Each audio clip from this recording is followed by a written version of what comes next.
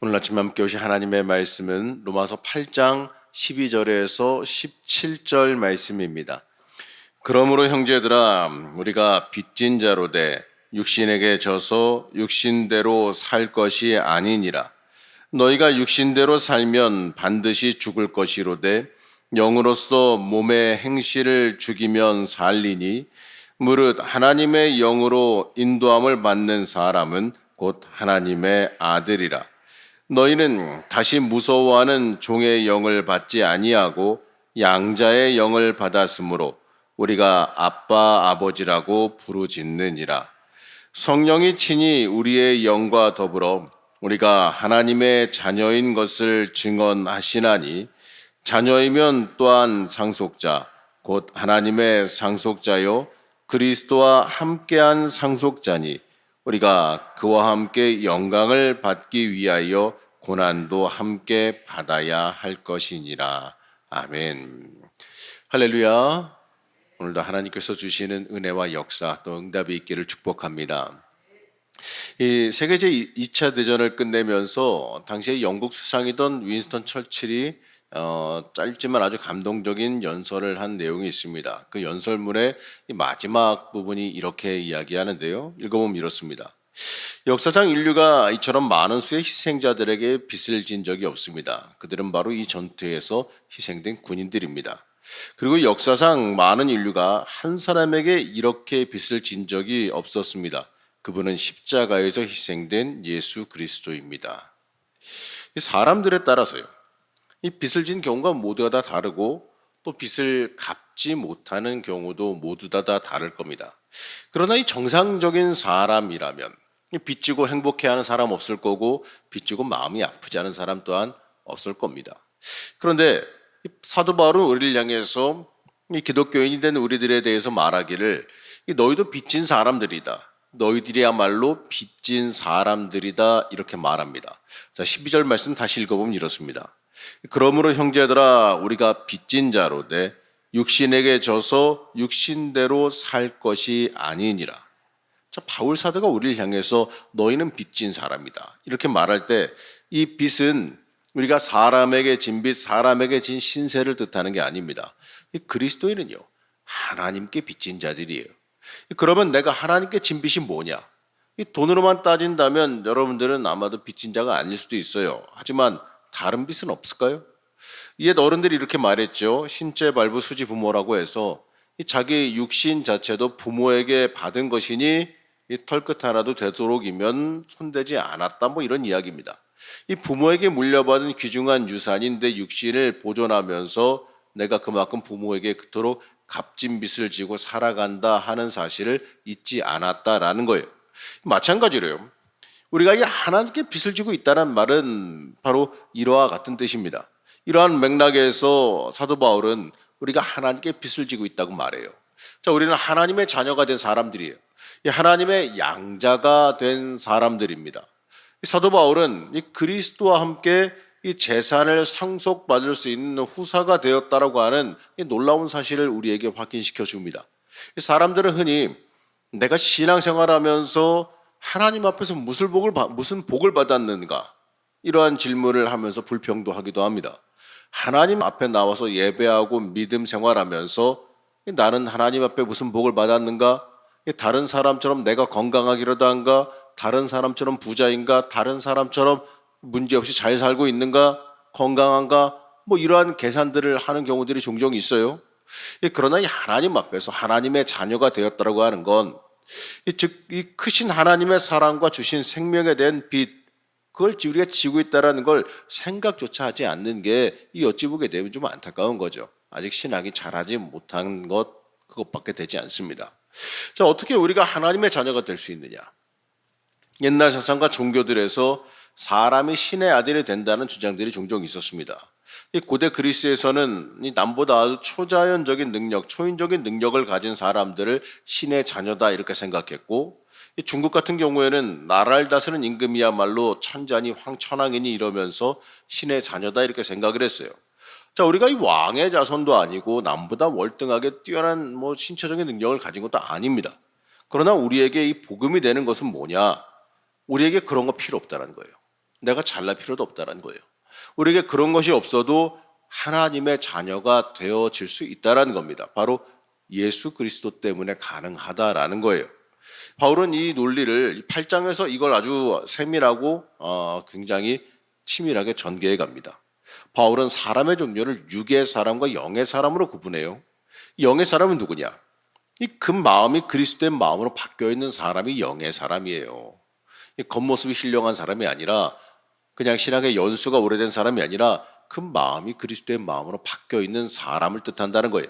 자, 그런 사람들이어야지만 이 그리스도의 사람이 되어지고 이 하나님께서 그리스도처럼 아들로 후손을 후사로 삼으시는 은혜를 베풀어 주신다라는 겁니다.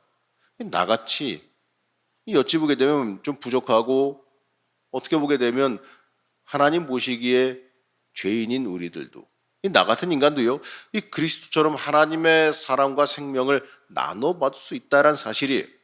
이것이 제일 귀중하게 물려받을 것인데 우리가 다른 것을 생각할 이유나 여유가 필요 없다는 거죠. 우린 전에 육으로 살던 사람이었습니다. 근데 이제는 내가 예수 믿고 구원받아 영의 사람이 되어졌어요. 전에는 종으로 살던 사람인데 이제 하나님의 아들이라 부름받는 양자로 택함 받았습니다. 전에는 우리가 이 마음만 가지고 내 멋대로, 우리 마음만 가지고 내 멋대로 내 마음대로 그냥 그대로 살던 사람이었어요. 껍데기만 그리스도인의 사람이었지만 지금 이제 십자가의 보혈로 인해서 그리스도의 마음으로 바뀐 사람이 되어야 한다라는 겁니다. 바로 우리의 위치가 바뀌었다는 얘기예요. 왜냐하면 우리가 그렇게 바뀌어야 되는 이유가 뭐냐? 내 신분이 변했다는 이야기예요. 자, 우리가 잘 아는 영화 중에 아마도 여기에 계신 분들은 다 아실 만한 영화인데 벤허라는 영화가 있었죠. 좀 오래된 영화인데 아마 워낙 인상 깊은 영화라서 한 토막토막 기억이 나실 거예요. 자, 이 영화를 보면 이 주인공이 노예로서 노를 젓고 있다가 위기 상황에 그 배에 타고 있던 로마 제독을 구하는 장면이 있습니다. 그래서 그 사람을 구해주고 나서 그 노예 신분에서 그 제독의 양자로 입적을 하게 됩니다. 그때 모든 게 다 바뀌어요. 그의 삶 자체와 그 신분 자체가 아예 달라진 걸 보게 됩니다. 우리 그리스도인의 위치도요, 마치 그것과 같이 달라졌다는 것으로 생각해야 돼요.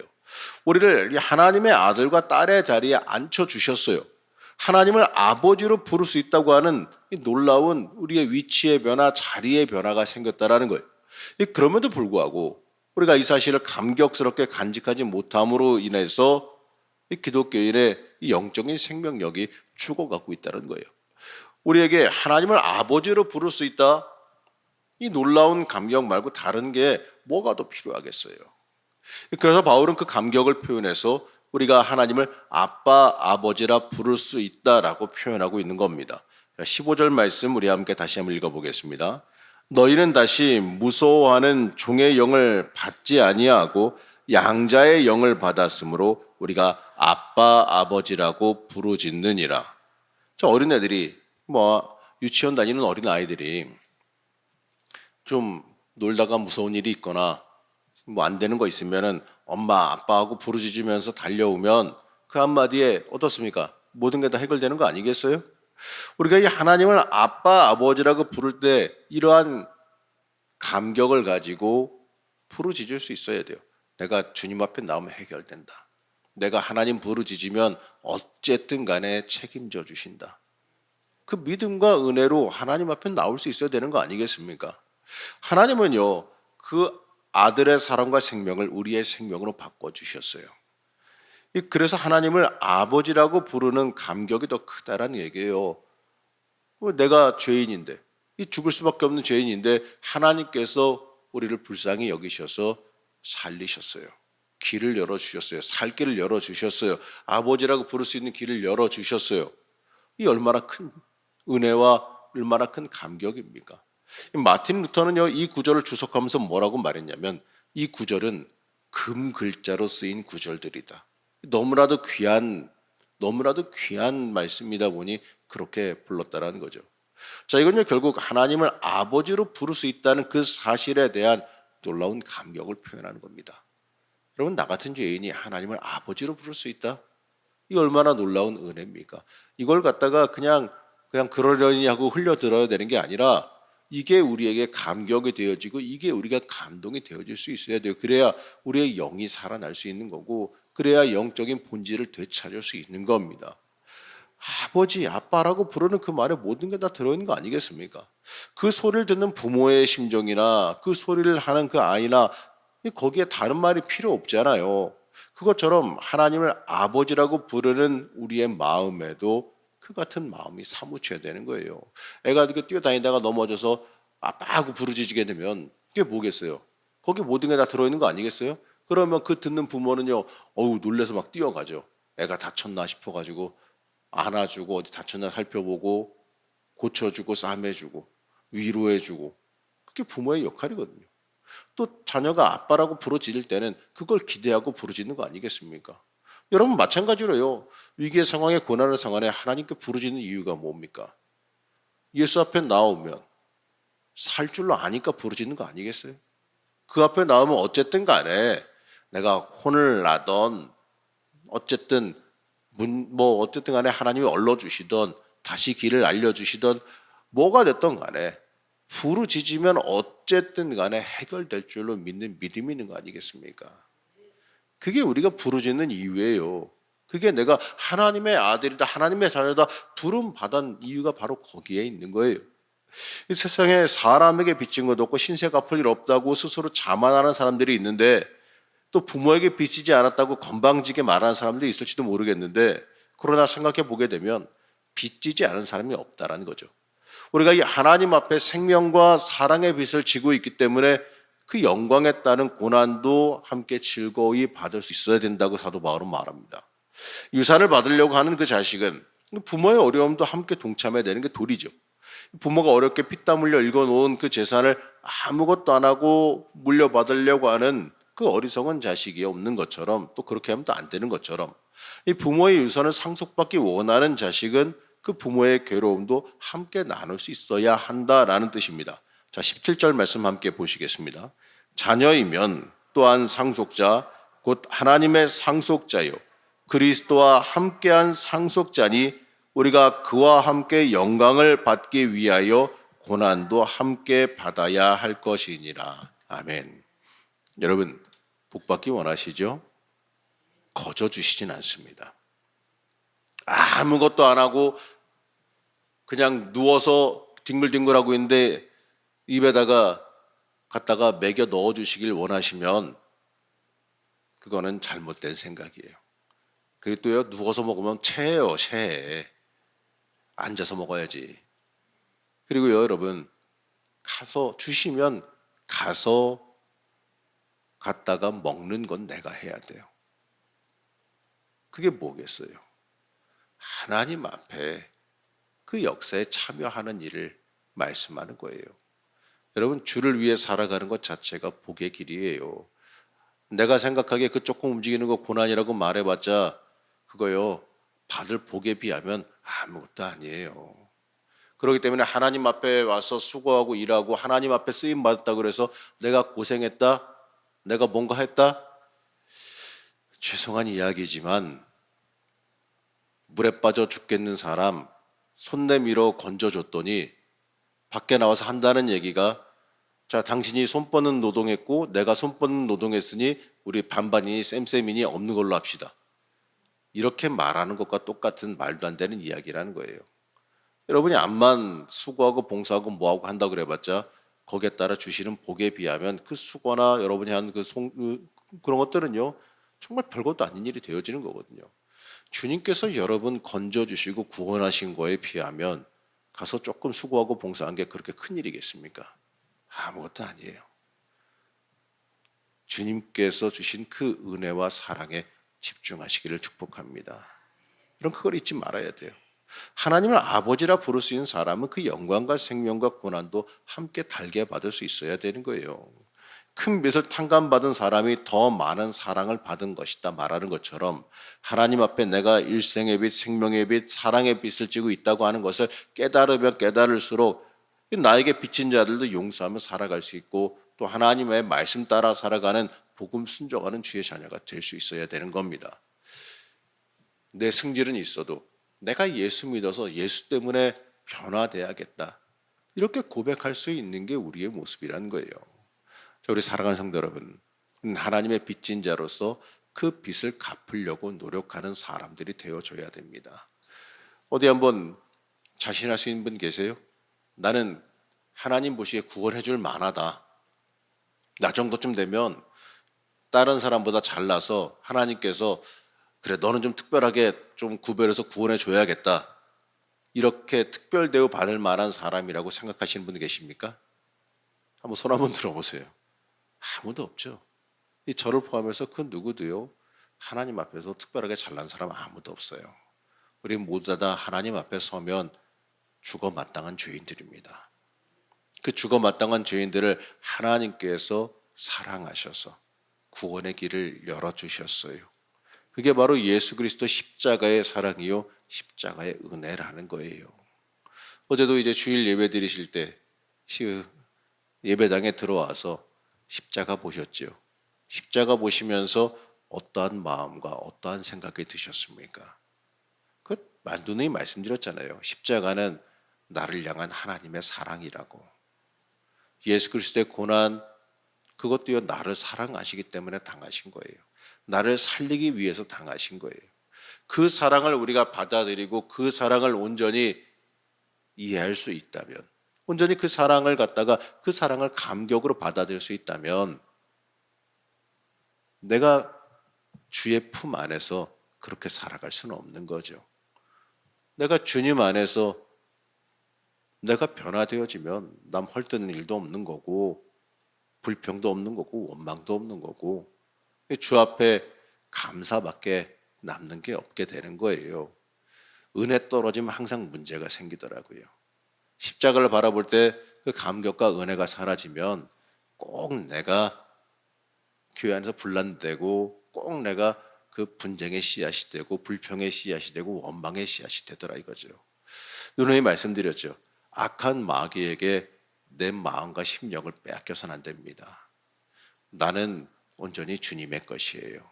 주님의 피의 값으로 사신 주님의 것이기 때문에 우리가 이 땅에서 주님의 뜻대로 살기 위해서 항상 나를 채찍질하고 주 앞에 항상 나를 드리며 살아갈 수 있어야 되는 겁니다. 여러분 그렇기 때문에 우리가 그에 맞는 삶, 빚진 자로서 그에 맞는 삶, 그 빚을 갚기 위해 노력하는 삶을 살아야 돼요. 내가 그 빚 다 갚을 수 없습니다. 그러나 그 빚 갚으려고 주의 뜻대로 살아가려고 애쓰고 노력해야죠. 빚 갚는 방법이 뭐겠습니까, 여러분? 뭐 헌금 많이 하면 빚 갚는 거예요? 아니에요. 여러분 주님 앞에 빚 갚는 방법은 뭐냐? 여러분이 복음 순종하면 말씀대로 살아가는 겁니다. 하나님 의지하며 살아가는 거요. 내가 성령 충만한 사람으로 살아가기 위해서 발버둥 치는 게 바로 우리의 삶에서 주님께 빚 갚으며 살아가는 겁니다. 여러분 오늘도 빚 갚으시며 성령 충만하길 축복합니다. 그게 우리가 살 길이에요. 그게 우리가 해야 될 길이고 주님이 원하시는 길이에요. 이웃 사랑하고 하나님 명령 지켜 행하는 게 우리가 해야 될 일입니다. 하나님의 영광을 위해서 애쓰고 노력하는 삶을 살아가는 게 우리가 해야 될 일이에요. 내 삶을 하나님께 드리고 성령 충만하며 또 하나님 앞에 온전히 성령께서 이끄시는 대로 살아가는 삶을 살기 위해서 부르짖는 게 우리가 해야 할 일입니다.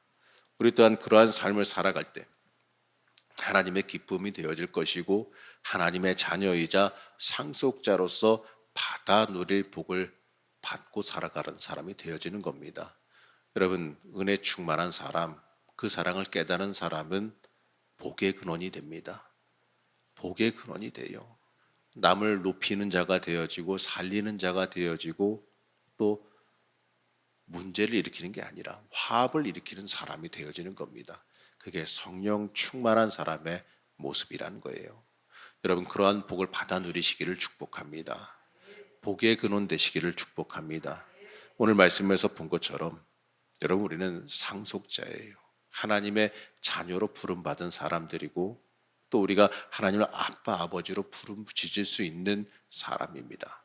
그렇기 때문에 오늘 이 시간 기도할 때에도 하나님 앞에 온전히 복받은 사람으로 굳건히 서기 위해서 부르짖으시기 바랍니다. 오늘도 주여 세 번 부르짖고 기도할 때 여러분의 인생 가운데 하나님 앞에 놀라운 역사와 은혜가 임하기를 시간 간절히 축복합니다. 잠시 기도하겠습니다. 우리를 위해 모든 걸 아낌없이 내어주신 사랑의 하나님, 우리의 아버지가 되어주시고 또 우리를 구원해 주시고 우리를 지금도 붙잡고 계시는 그 은혜에 우리가 감사를 드립니다. 하나님, 우리는 아무런 자격도 없습니다. 아무런 구원받기 위한 조건도 갖추지 못했어요. 하지만 하나님, 그러한 우리를 사랑하여 주셔서 자녀로 삼아 주셨습니다.